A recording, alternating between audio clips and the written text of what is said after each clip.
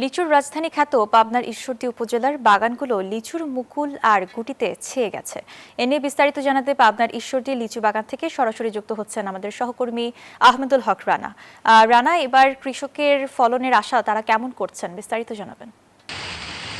ধন্যবাদ মেঘলা। আপনি যেমনটি বলছিলেন, পাবনা বিশেষ করে পাবনার ঈশ্বরদী উপজেলাকে বলা হয় ঈশ্বরদী লিচুর রাজধানী। এই ঈশ্বরদীর প্রধান কৃষি পণ্য বলতেই বিভিন্ন ফলের মাধ্যমে পাশাপাশি লিচুকেও বোঝায়। এবার অন্যান্য বছরের তুলনায় লিচুর গাছে মুকুল এবং গুটি পরিমাণ বেশি এসেছে। কৃষকরা খুব আশায় বুক বাঁধছেন, কিন্তু তারপরে তারা কিছু সমস্যার কথা বলেছেন। আমি যদি একটু দেখাই, আমি এখন রয়েছি ঈশ্বরদী উপজেলার একটি লিচু বাগানে।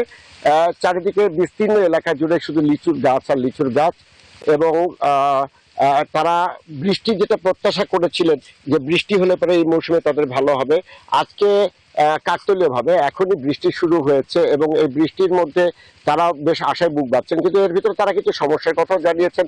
তারা যেটা জানিয়েছেন যে সেটা হচ্ছে যে বর্তমানে তেল সংকটের কারণে তারা লিচুর গাছে যে পরিমাণ কীটনাশক স্প্রে করেন সেটা সাধারণত পেট্রোল চালিত মেশিন দিয়ে করেন।